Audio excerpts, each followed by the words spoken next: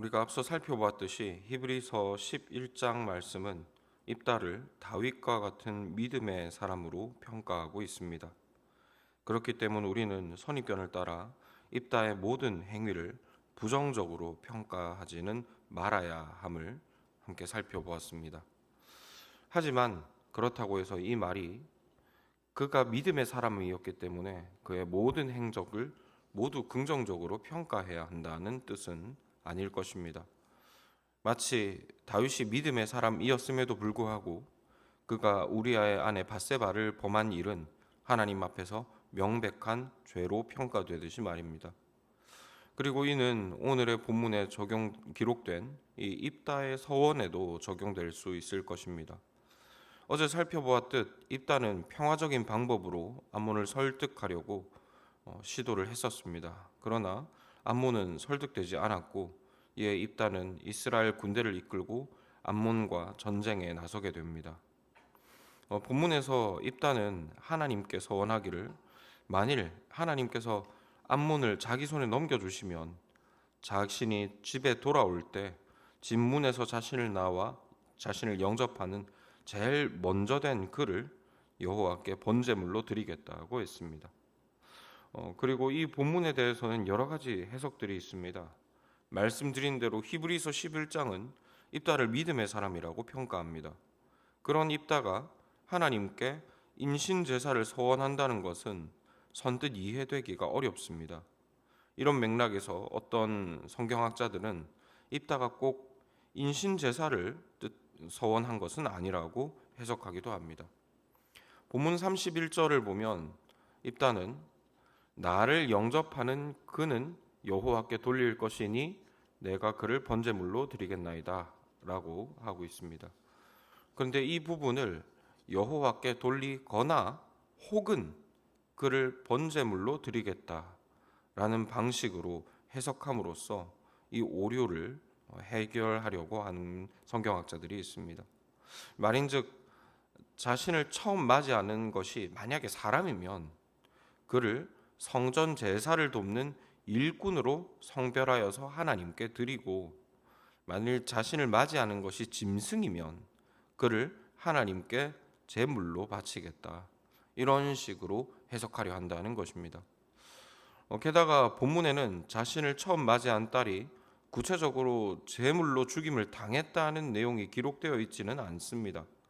그래서 그냥 그 딸이 일평생 처녀로서 성전을 섬기는 일꾼으로 지나다 죽었다라고 해석하려 하는 시도도 있는데요.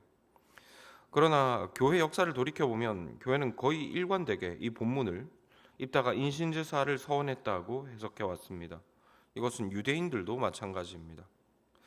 뿐만 아니라 만에 하나 입다가 하나님께 서원한 내용이 사람이 자신을 맞이하면 성전의 일꾼으로 성별해서 드리겠다, 이런 내용이었다 하더라도 이와 같은 입다의 서원에는 심각한 문제가 있습니다. 그것은 바로 입다가 구원을 두고 하나님과 거래하려 했다는 점입니다. 이것은 이방인들이 우상을 숭배하는 방식이죠.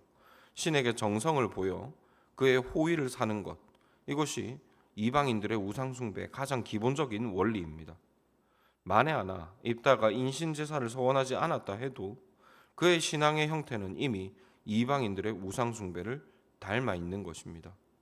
그리고 이와 같은 입다의 우상 숭배적 신앙은 지금껏 살펴보았던 사사기의 맥락을 볼 때 그의 출신 지역의 영향을 받았음을 짐작할 수 있습니다. 사사기 11장 12장 말씀을 보면 입다의 등장과 죽음에서 그를 표현하는 표현이 있습니다. 바로 길르앗 사람입니다. 그리고 여기에서 길르앗은 새벽 묵상을 통해 여러 차례 살펴보았듯 요단강 동편의 땅입니다. 원래 하나님께서 이스라엘에게 주셨던 요단강 서쪽의 땅보다 훨씬 더 쉽게 하나님의 말씀에 불순종했고 훨씬 더 빠르게 이방화되었던 바로 그 땅이 길르앗입니다. 그리고 이 요단강 동편에서 길르앗과 인접해 있던 모압과 암몬은 그모스와 몰렉에게 인신제사를 드리던 이방 민족으로 알려져 있습니다.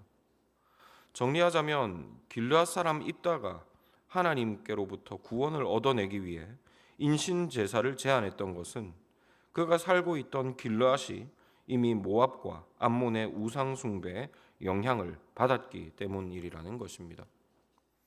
우리가 입다의 모든 행위를 잘못되었다고 부정할 수는 없지만 그의 신앙이 우상 숭배의 문화에 영향을 받았다는 점 역시 우리는 부정할 수 없는 것입니다. 그리고 이와 같은 입다의 부족함과 한계는 하나님을 향한 우리의 신앙에도 우상 숭배적 요소들이 침투할 수 있음을 잘 보여줍니다. 이스라엘의 구원자로 부름받은 사사 입다도 그와 이웃한 이방 민족들의 우상 숭배로부터 온전히 자유로울 수 없었습니다. 우리 역시 영적인 긴장을 늦추면 우리 삶이 이 시대를 본받게 되어서 하나님의 선하시고 기뻐하시는 뜻이 무엇인지를 분별할 수 없게 됩니다. 결국 우상 숭배의 방식을 쫓아 하나님을 섬기는 큰 실수를 저지르게 되는 것이죠. 그러므로 이 시간 말씀을 묵상하며 기도할 때 우리가 영적인 분별함을 통하여 이 시대를 본받지 않는 거룩한 신앙을 잘 지켜가게 하시고 세워가게 하여 주시기를 기도하시기 권합니다.